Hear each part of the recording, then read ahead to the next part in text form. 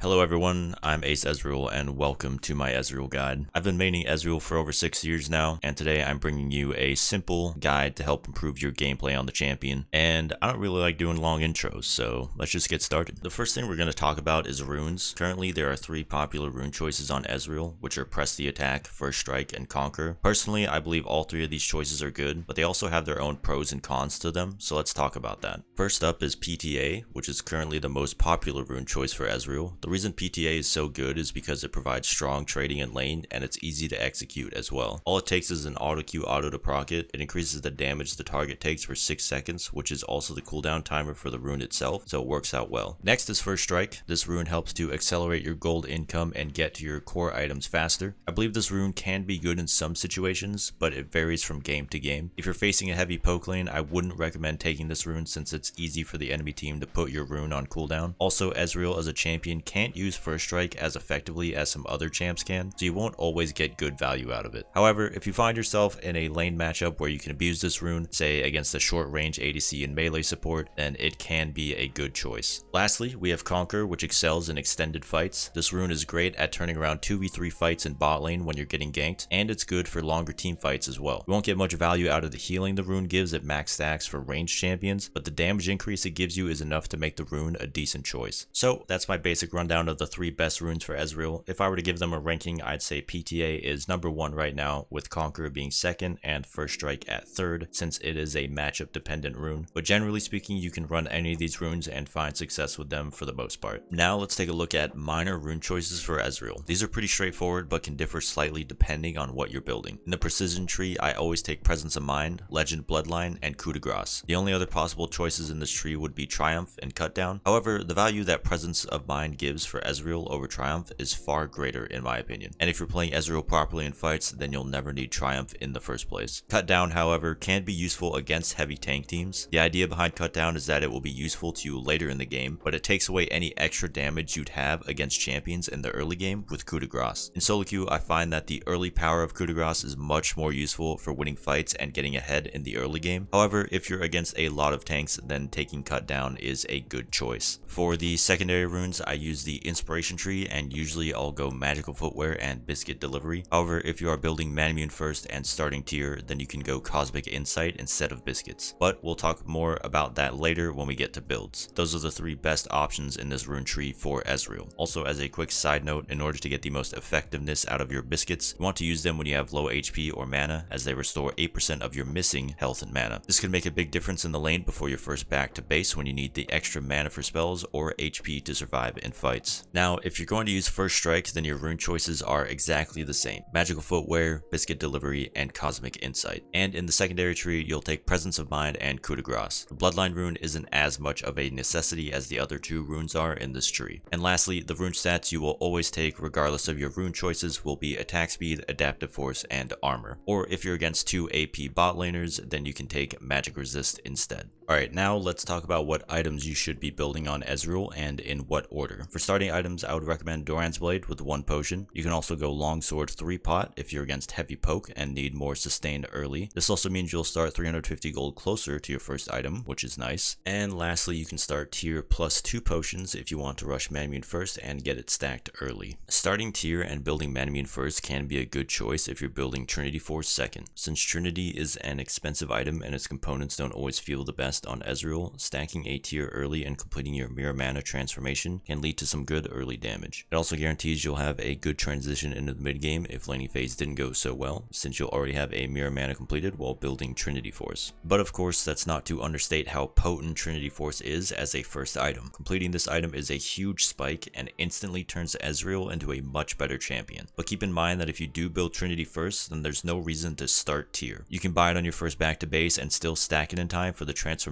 when you complete Manamune second. The only time this doesn't happen is when you're super fed and get your core items early, in which case you may have a bit more stacking to do. Now, for the Essence River build, I would always recommend building it first instead of Manamune. Reason being is that the item is 100 gold cheaper than Manamune, making it quick and easy to build, while also giving a better spike in damage. Pros of going ER over Trinity first is that it's cheaper to build, so you can spike earlier in the game, and its Sheen passive is very strong and scales well into the later stages of the game. For reference, the Spellblade passive on Trinity Force is 200% base AD, while Essence Reaver is 100% base AD and plus 40% bonus AD. So the more AD you build, the more damage you'll deal with this item. However, this doesn't automatically mean that Essence Reaver is better than Trinity Force just because of damage numbers in late game. While Essence Reaver is a cheap and strong item to build, it also lacks a lot of stats that Trinity Force provides, such as increased health, attack speed, and movement speed. These stats can be used to great effect on Ezreal in early to mid game fights, so there are trade-offs between the two items. Now, for boots, you should always build Lucidity boots. You can complete your boots at any time during the game, however, I would recommend waiting until your first item is completed and then building them, since delaying your first item by spending 650 gold on boots can cause you to spike much later into the game than you might like. Also, if you're super fed and getting a lot of kills in the game, it's possible to complete your second item as well before completing boots, but this is only if your gold amounts for your back timings line up with building strong second item components. Otherwise, just complete your boots after first item. For your third item, you will almost always build Serylda's Grudge. This item is another huge spike for Ezreal in mid to late game and gives him an easier time dealing with tanks. Other potential third item options are lethality mythic items for the Essence Reaver build. Since Essence Reaver isn't a mythic item, then you can build one third. The three most popular options here are Duskblade, Eclipse, and Prowler's Claw. I would recommend Duskblade since its passive damage is strong for poking and the item gives an insane amount of ability haste with its mythic passive. Eclipse can be good as it gives sustain with its 7% omnivamp and it does % max health damage when you proc its passive. It also provides a small shield for ranged champions, but it's not all that useful on Ezreal most of the time. Prowler's Claw gives some good damage and also provides ability haste, however you don't get much use out of the active effect on the item, so it's not too great for Ezreal. Another potential third item option is Frozen Heart. This is a matchup dependent third item since it requires the enemy team to be full AD